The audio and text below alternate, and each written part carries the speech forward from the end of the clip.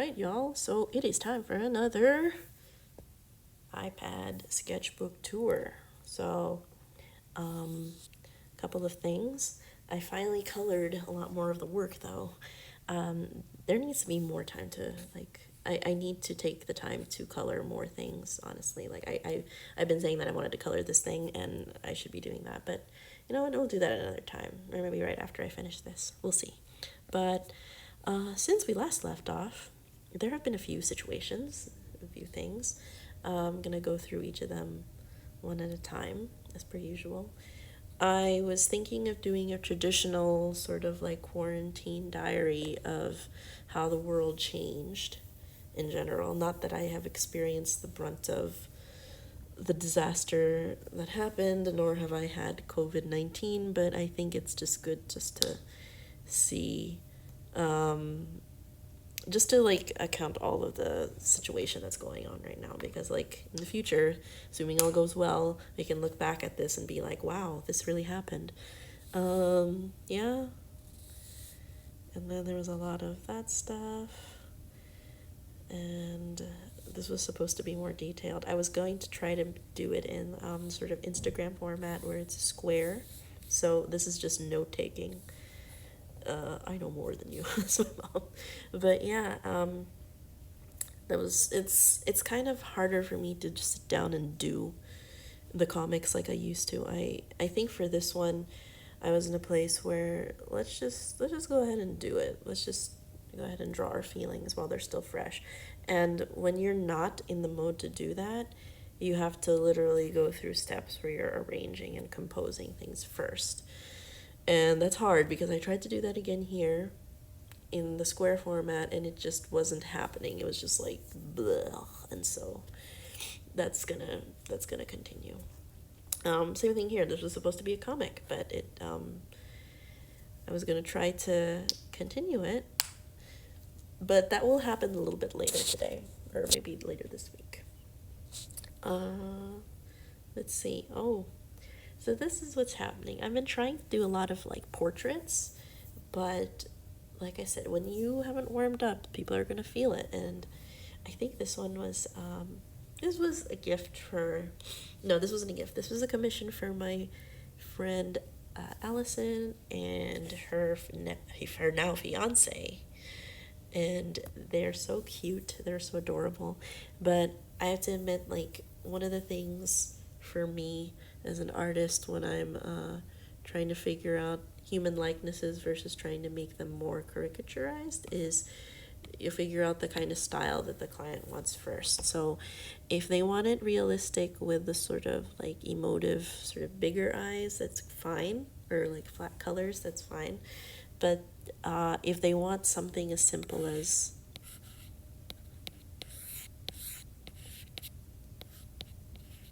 like this, and then yeah, if that's what they want, then you give them what they want. And sometimes it doesn't always end up that way, so we gotta be careful. And as long as that type of thing is very clear in the beginning, then keep doing it. And this is a funny story, but this turned out great and they really loved it. But my mom also wanted me to draw a picture of her and my dad for the birthday, and it turns out she wanted something simple like this guy. And she was like, oh, never mind, you don't have to do it. And I was like, well, it's too late, I've already drawn them all. And it's like, I like the other sketchy version later. And it turns out, and this is going to sound really terrible, but she wanted my dad to look more Chinese, which is so funny because he doesn't look like this all the time. I think this is the simplified version of him that she sees in her head. And so she was very picky. She's a picky person. So here's the version that they made, and she said I could post both versions. So yeah, and leading to that, I thought, well, I'm so fussy about other artists and their ability to draw very keen and very good facial anatomy, because when people are drawing the type of, and this is a pet peeve of mine, don't like take it serious because some people draw like this and it's still effective, but for me as an artist, it's such a pet peeve when people draw like I'm aware that there are people that look all different, but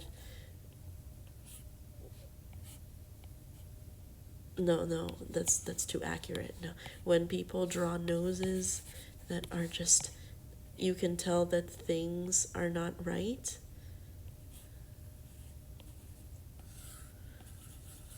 And it's just why and how. And it's not, you can tell that they don't know what they're doing. It's I don't know why. I think it's like fingernails on, I'm sure like the way I draw probably pisses somebody off too, but like I am super like, it's like nails on a chalkboard when I see artists that draw and you can tell there's something going on where there's no awareness of facial features and how it fits within the face. I think you can tell when they don't know what they're doing versus something that it's a style, and I can tell when, yeah, you don't know what they're doing. It's sort of like how people probably feel about how I draw legs. Like I'll draw up to here, this is fine, and then as soon as I start drawing down to here, it's like, where's the legs going? And it's I don't know why. And so I didn't want to be like that. So I thought, well, let me practice some facial anatomy. And what was going on was like I said, I'm taking classes from Aaron Blaze on human anatomy. I'm still working through them right now. I'm just working through the nose as well. And that's where the lesson where I sort of stopped off. I have to say though that he's a Disney animator that worked in Disney for Lion King, Brother Bear, things like that. But I do have to say that he, as per predictive, and I'm not trying to start nothing or anything, he comes to the course from the perspective of a white guy. So all of his figures, they're gonna have, you know, just the, that's his baseline for human anatomy. But then he'll say certain things like, sometimes you're gonna give, or even things in terms of gender, sometimes you're gonna give your, and I think he explained it really well in that I'm just drawing from one sort of base, and there are variations within different kinds of people, men and women and stuff like that. And so of course, if you want to know the rules, but know how to break them, so that people can tell that you know what you're doing. It's sort of like we can argue all day long how, like, not to be obnoxious about it, but we can all argue all day long how, like, oh, the man has the huge shoulders and the woman has the birthing hips, because that was an actual thing that was in the lesson, and I was like, wow, rip. But it's, if you know it, then you can change that kind of thing. It's like we don't need to have the ladies have the complete dump truck butt all the time, unless they wanna have the dump truck butt, and that's something that you want in your life. But that's a whole can of worms for another day. I think for me, as a pet peeve, and not to say like this is wrong, this is bad, but I think my sort of thing is, if somebody wants to draw Picasso within their facial features, there's a sort of, they still know how to control what's going on there. But if it's not on purpose and it's like the nose is doing like sort of these funny things and it's not a shape anymore, then you can kind of tell. This orange is nice. But yeah, if anyone wants to take the Aaron Blaze anatomy courses, go ahead and do it, because I don't know how much has changed, but he's, let me write that down. Aaron Blaze. He's also, some of the other courses are also on sale, like his color and light course. I would have liked to take that. That would have been nice. But mostly take advantage of the human anatomy course, definitely. Let's see.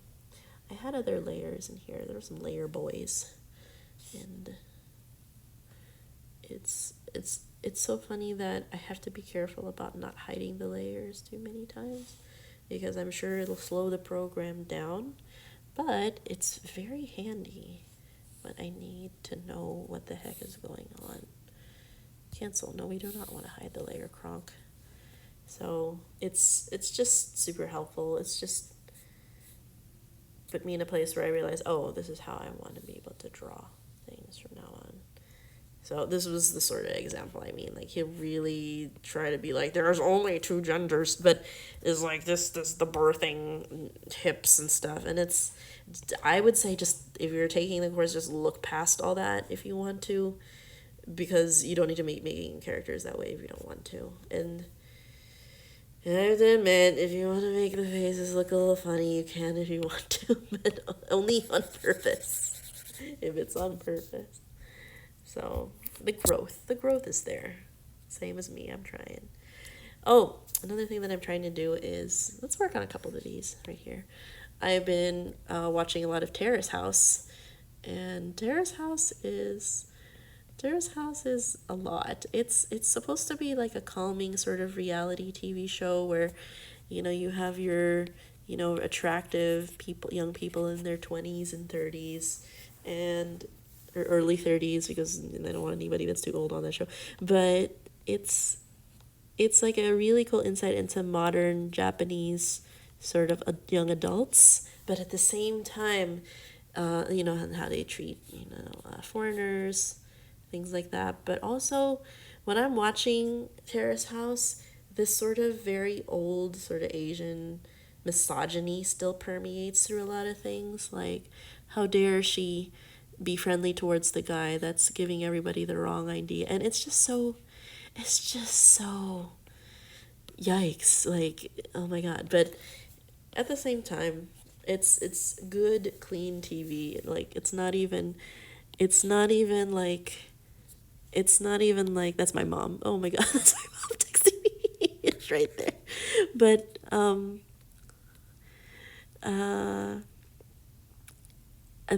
with Terrace House, you always have your favorites, and it's just really nice being able to see everybody. One of my favorites is the half Indonesian, half Japanese fighter, and her name is Hana. It's like she's so mom stop. She's so interesting in that you can tell she's as a fighter, like one of those like pro wrestler fighters. She's very gregarious and very, you're required to like throw people out of the ring and stuff. But at the same time, like, I'm trying to make like these simplified anime portraits of them, and I have to look at reference because I'm not looking at reference at all. That's bad after all the crap talking I was doing earlier. But the thing about Hana is that she's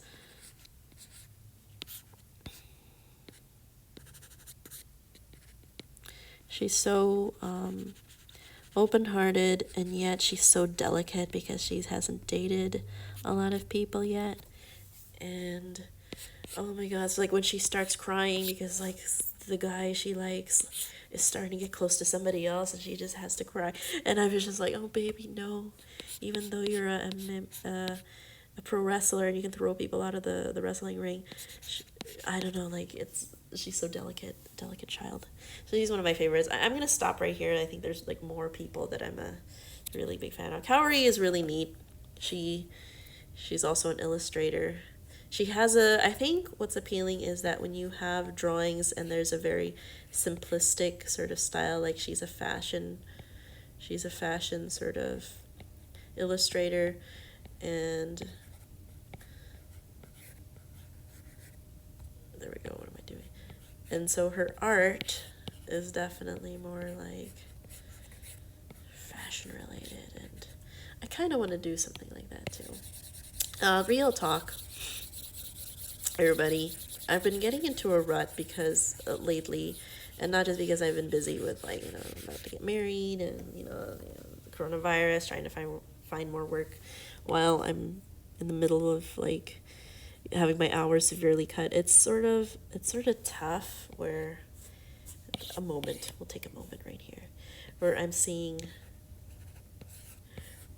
like artwork from everybody and creative things from some people, and I just realized, oh my god, this person's only 21 and they're already doing amazing, work for these visual development. And it's like, and here I am, I'm just like, oh, I'm trying to get commissions. It's sort of like I think we've been all through that, where we go through moments of not even just jealousy or envy or anything like that, but you feel so like, when will my life begin, through your own art, and if you'll have the time to get on the people, the artists that you admire, and get on their level. Like, I think, the sort of like smack talking, this artist doesn't know how to draw a face, is because I'm also talking about myself. Like, do I know how to do these things, and will I ever be as good as the people that I admire the most? I mean, probably not, but they got their own journey, and they have their own work ethic, and they have their own advantages and the disadvantages, and so I can't really do that to myself anymore. But still, it's hard to get out of that hole that I'm just like, why am I here? Like, and so, how do I motivate myself to get out of the hole? Well, I just sit down and do it. I just sit down and do it.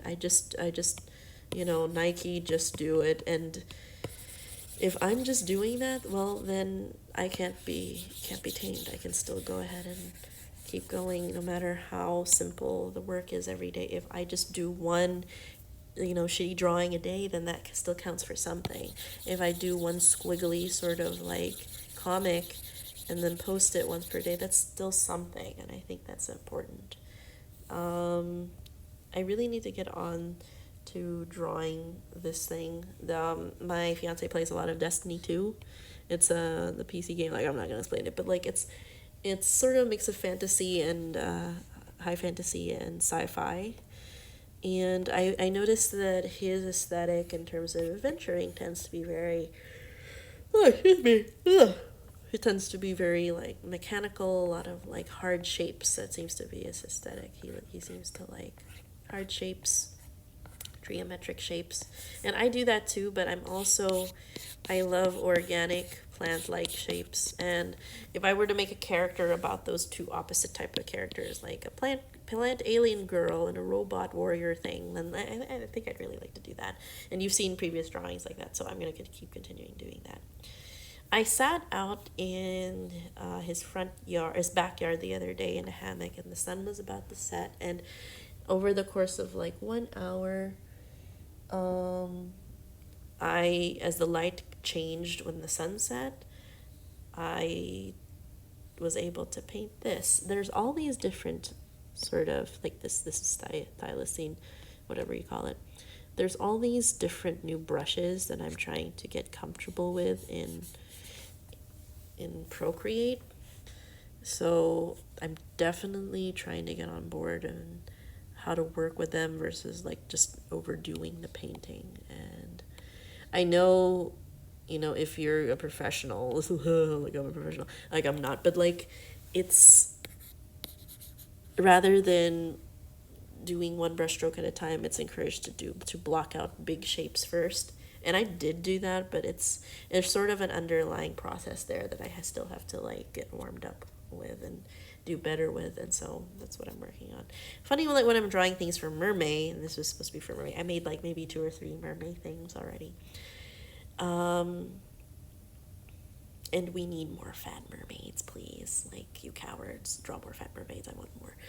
I would really like to keep continuing with this, but when I draw these, it's easy to like, compose middle ground, foreground, and background. It's whether it's about finishing something else is the other matter. But I'm gonna continue this. She's a beautiful girl, and we love and respect her in this house. And let's see. This is another one. I'm a cat person.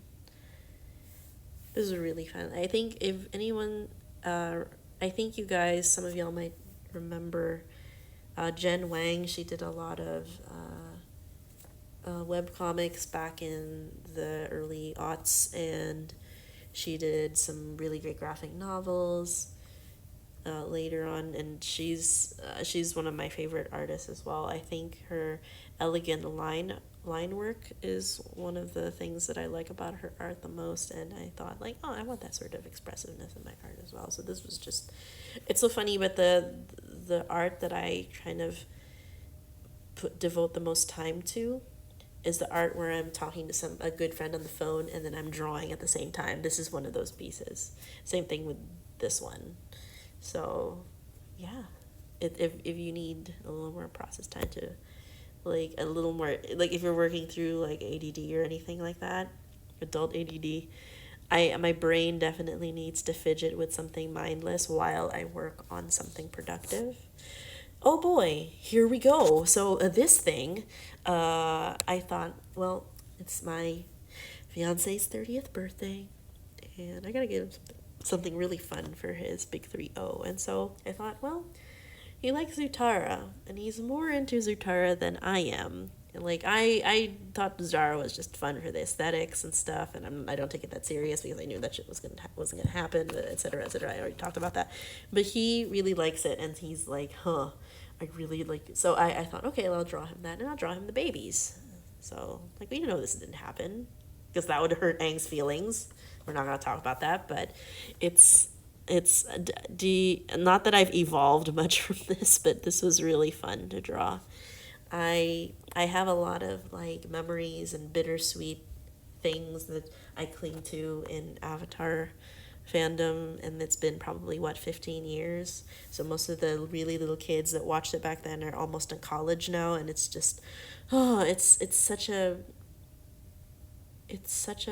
big nostalgia bomb in that it triggers a lot of both amazingly positive feelings and warm memories, but also some not just bittersweet but very like, hurtful memories. I've had my first breakup during Avatar fandom. I had my first relationship.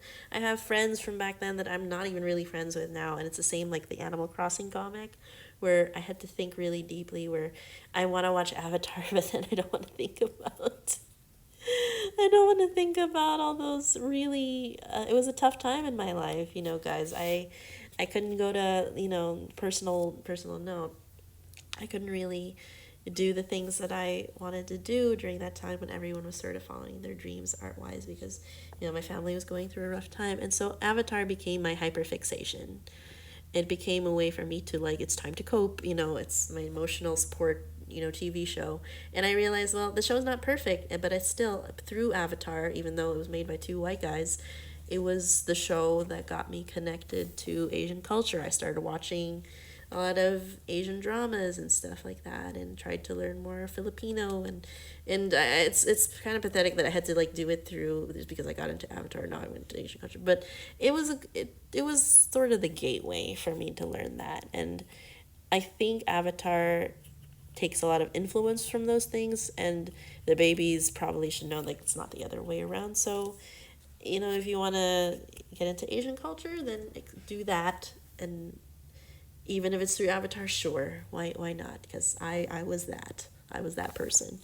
So also where I first learned about the whitewashing stuff that they do in Hollywood, because of that live action movie that we do not mention. So this is Prince Zuko and his babbies and his. So this one, would he be a waterbender? And then this one would be like a firebender, and he doesn't bend anything. She's chilling. We don't know what she does yet. She's a baby. But yeah, that was a trip down memory lane. Look away if you don't like PDA, but this is just thinking about. I think in a way, and this is maybe because of my mental health. Like we've been together for 3 years, but me and my fiance, I think in a way he's been sort of like my hyperfixation now, and that sounds so awful, but it's, when you're part of like something exciting and loving and something that you feel like is going to be there for the rest of your life, it's like, wow, I'm so excited about it just to wake up every day next to him. And so, enough gooiness. Okay, that's the end of that. But had some it's funny that I wouldn't do this like on a piece of paper, but I think it's because if it's digital I can easily dispose of it or save it if need be. But I was going through the feelings. I think we all are going through certain feelings here in quarantine. Didn't want to like think about man in the mirror, thinking about broken friendships and stuff, and that's the sort of thing I like to do and just kind of write it down so that I won't forget about it. It's very fleeting. I am going to keep continuing with, I think I'm definitely going to start doing this now, not like right before like marriage, but pitching the story for Anino, aka Ghost, the ghost hunter story that I was talking about. And here is my main girl and the other main girl. So it's when I finally draw it like this and I finally kind of put together the final design and I stopped messing with it so much, I decided like, wow, I am super satisfied and excited. This is like, one of the things that I got excited about when learning how to like advice from people who want to pitch stories is that you can't be solidifying the character designs just yet. You don't have to have them over designed just yet, but it's like geez, I'm all about that character design life, and so I'm just looking at this drawn out and just having the color design done and just finishing this is just really important to me. It gets me excited to work on it again, so I want to do more about that. Y'all saw this one already, and it's just I think I want to do more of those. This is an interesting file because these are my actual cats that I have. I'm going to color this later, but they're going to be Animal Crossing design. But also another MerMay. I like to hide drawings in here. I think that's about it for right now. I really think that, well, I'm going to do a bonus draw. Let's just do a bonus draw. It's tough to stay motivated, and I don't want to say that I'm encouraged that other professional artists who like to it's not the wrong layer crop. I would say that it's not that I'm encouraged by other professional artists saying I'm going through a tough time right now too, but it makes me feel less alone to realize, oh, I'm not the only one feeling this way. Let's draw Ariel. Ariel doesn't look like that. Why is both her eyes facing the same direction? Okay, never mind. So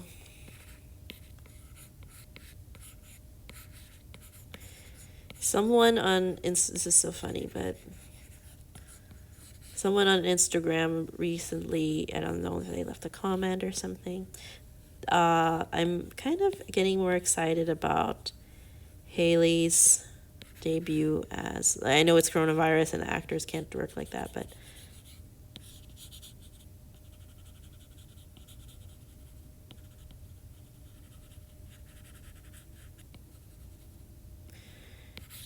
Haley's debut as the live-action Little Mermaid, and I always feel some type of way about live-action Little Mermaids, but live-action Disney adaptations, but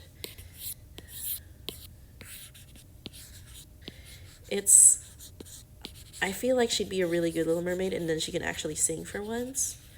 And I think you guys have seen the older fan art that I did before. We have to scroll back in time, but there it is. But I got a comment on this one from Instagram about how this is really beautiful, but I don't like her as Ariel. She doesn't look like Ariel. And it's like, I just deleted the comment. I didn't want to spend energy arguing with the person, because I think in their heads, all things being equal, it's wrong when they race swap something. But here's the thing, and this is how I strongly feel about things, is that this is not some Scarlett Johansson stuff, because there are already plenty of beautiful representations of white characters as a lithe, like, beautiful, Little Mermaid princess. And and there's plenty of that to go around. If we're taking this away from little black girls or little Asian girls, it's different. There's nothing. We don't have this is the bowl of white characters we have. These are the amount of crumbs that people of color have as characters that they can, and representation isn't, like I said, isn't the end all or be all for, your praxis. But at the same time, it's like, I want this to do well. I want this to be like, I worry about the sort of vitriol that the two sisters are already kind of getting. Never mind that they're superbly talented and they're the proteges of Beyonce, so at least they have support, right? But still, it's just so annoying when people are just like, well, why doesn't she look like Ariel? It's because she's black. It's just say that then. Don't couch your language in things that are like superly obvious, like where you're coming from. I see what the hell you're doing, and I don't like it. And so I, for one, welcome Haley as the new Ariel. Or maybe it's like I'm biased because, lol, I've been watching Haley and Chloe's, like, new music video. Tonight we are like da. Yeah, I can't even sing as well as she does. That's why she'll be a good Ariel. That's why. We'll make this the previous layer, and then we'll improve on it because this doesn't look like her at all. And one of my favorite pens to work with is actually not dry ink. Dry ink is good for like sketching and stuff, but I think it's Ink Bleed. Ink Bleed is the one that I really like. We'll just compose it. Uh-oh, wrong layer, Kronk. Okay, so that was bad. Let's take that away, and then we'll do another layer. There we go. So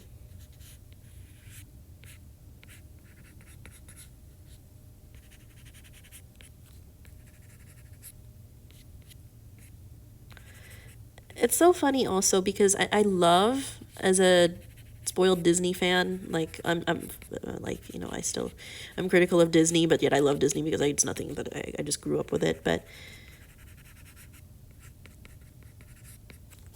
maybe I should keep their eyes wide open. No way, there we go. But I love Glenn Keane's character designs. I think, though, Ariel was so frighteningly skinny, and she's like this. There's no dump. It's just, where is her waist? There's nothing there. And so it was the 90s, it was like the 80s or something, and I know it was based probably off of his wife, and being the good Christian man that he is, I love my wife, I don't stare at other women other than my wife. And I'm sure, like, genetics-wise, and I've seen pictures of his daughter and his wife, they are very skinny white ladies. But at the same time, and Haley's skinny too, Haley is also a skinny girl too. But it's, it's so powerful how, like, imagery in children's media can affect that sort of thing for years to come. Like, I know that, all the men that are drawing all these pictures and stuff, and even women sometimes, but they affect how kids and people see the humanity in actual human beings, and that's just sort of alarming what'll happen, like, from years from now. But and so it just bites when I realize, like, wow, people really don't hold back when they're letting me know how racist they are when they're leaving stuff like that in the comments. I think what's also interesting about Haley's facial structure compared to her sister, like, she has a very, like, I know they're not twins, but if I were to draw Haley and Chloe, and I think Chloe's the older one by 2 years, she has more of, like, if you, like, I looked at their music video, she has more, like, the SZA sort of, like, features.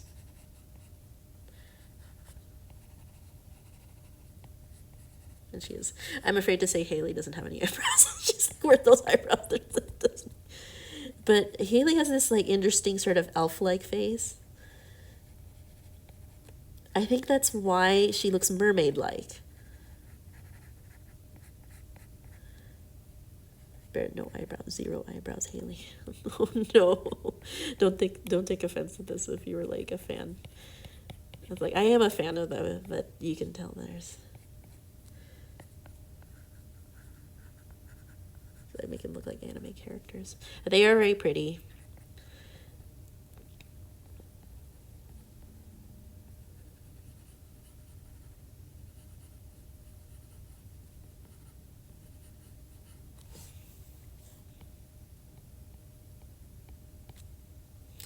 I don't think that's what they look like, but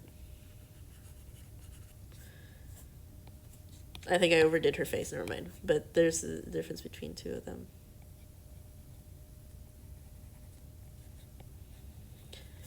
They had these like really neat suits. I think Chloe's gonna be in another movie too, hopefully. I haven't watched their roles in Grownish yet. I haven't seen that.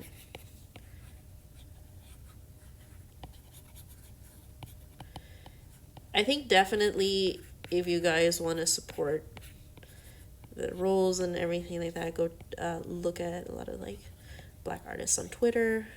They made a couple of drawings of the girls as not even the girls, or like she should be one of the Ariel sisters, but I think her eyes. One person said, "I don't like her because her eyes are wide apart," and I'm like, "What does that have to do with anything?" And then again, maybe it's a pet peeve. But yeah. I should put this in another layer. This is nice. I want to save that. Uh-oh. Cut. New layer Kronk. Paste. There we go. It takes a while to really get used to like the format of like format of Procreate. But we're getting there. Let's finish this. It looks a little childlike in the original sketch, so.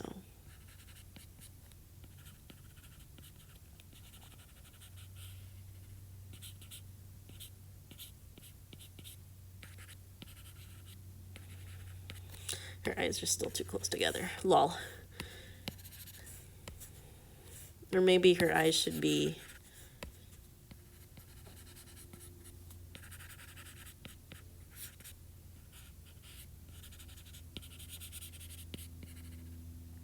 I'm not getting her nose right. It would be really neat too that she has like red locks.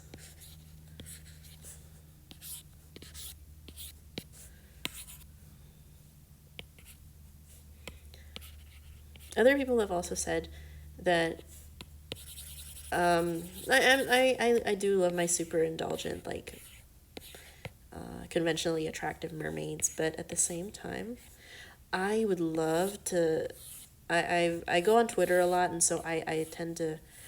I try to look for like really innovative like mermaid designs, and I saw this really fun design that someone made, an illustrator made as a CalArts student, I think. The jealousy, but like it was just so good. It was just basically like mermaid girlfriends, and they looked like creatures, and I'm doing like the worst. They had fish heads, and they were like lionfish.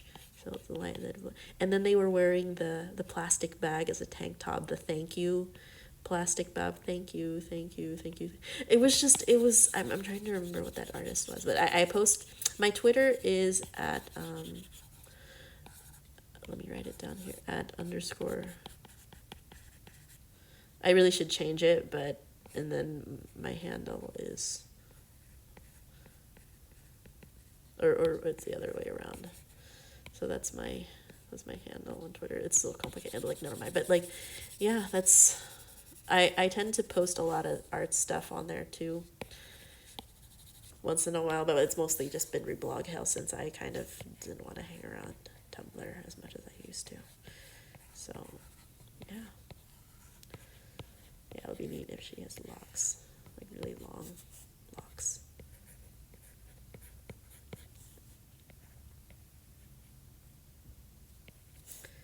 Yeah. So I think that's it for now. I should color this. Like, I should color this.